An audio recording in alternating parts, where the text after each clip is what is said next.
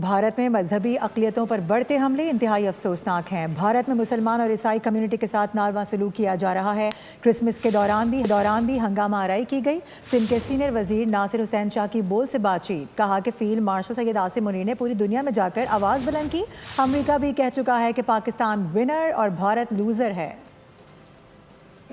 کشمیر ہو، گجرات ہو، یہ جو بچر ہے مودی اور خاص طور پہ انڈیا میں اس کی آنے کے بعد، مودی گورنمنٹ کے بعد بہت زیادہ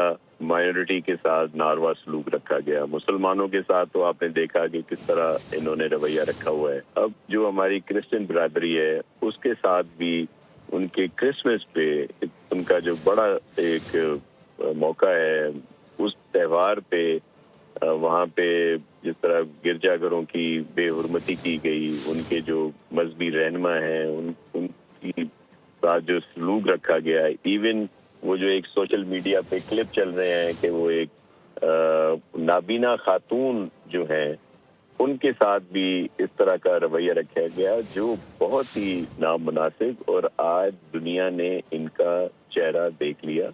پاکستان تو ہمیشہ سے کہتا تھا کہ جس طرح کشمیر میں ظلم کیا جا رہا ہے، کشمیر میں کیا جا رہا ہے، اور دیگر جو مسلمانوں کے ساتھ رویہ رکھا گیا، لیکن اب انہوں نے دیکھا کہ کرسچنز کے ساتھ یہ کس طرح کر رہے ہیں۔ اور پھر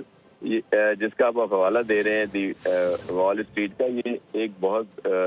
کریڈیبل ادارہ جو پوری دنیا میں جس کی کریڈیبلٹی ہے، اور آج پورے ویسٹ نے دیکھ لیا کہ انڈیا کا اصل مکرو چہرہ کیا ہے، اور یہ جو مودی گورنمنٹ ہے اس کے عزائم کیا ہیں، اور جو پاکستان کی بات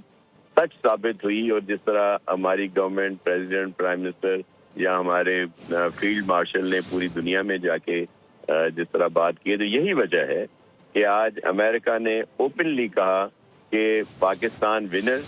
میں ہے اور بھارت جو ہے وہ لوزر ہے۔ سبسکرائب کریں اور بیل دبائیں تاکہ کوئی خبر رہ نہ جائے۔